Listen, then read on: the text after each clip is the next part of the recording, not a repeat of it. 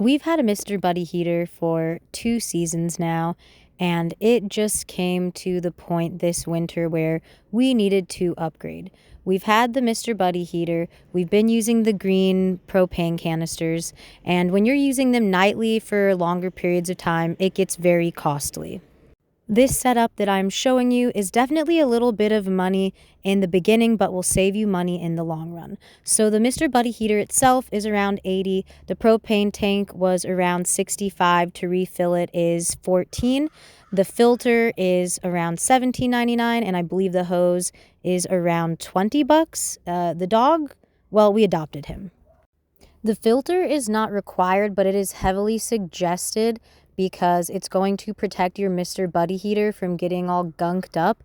Basically, if you're going to be using this a lot and you want to protect your Buddy heater, I would just go ahead and get the filter. This is the Mr. Heater brand hose. They work with all of their products. I would highly recommend getting the actual branded accessories and avoiding stuff that's aftermarket just to make sure that everything works and fits properly. Now we have the filter connected to the heater, the hose connected to the filter, and I'm going to probably thread this through the window and then connect it to the propane tank outside.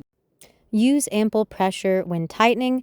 To tighten the hose to the propane tank, it actually goes left to tighten, not righty-tighty. And in order to test for leaks, spray some soapy water on the connections, and if they bubble, well, you got yourself a leak.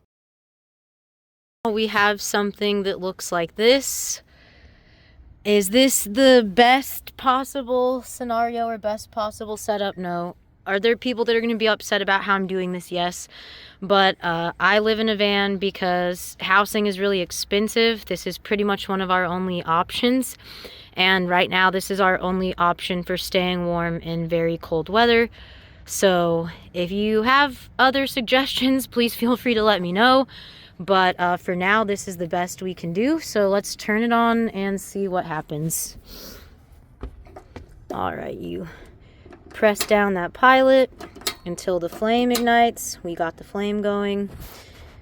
Wait about 30 seconds. If you're interested in any of the products in this video, they will be linked in the description. I also strongly recommend a carbon monoxide detector.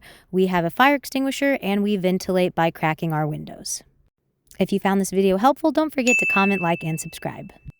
Ultimately, we did end up choosing to keep the propane tank inside while we use it. So if you're interested in seeing that setup, let me know.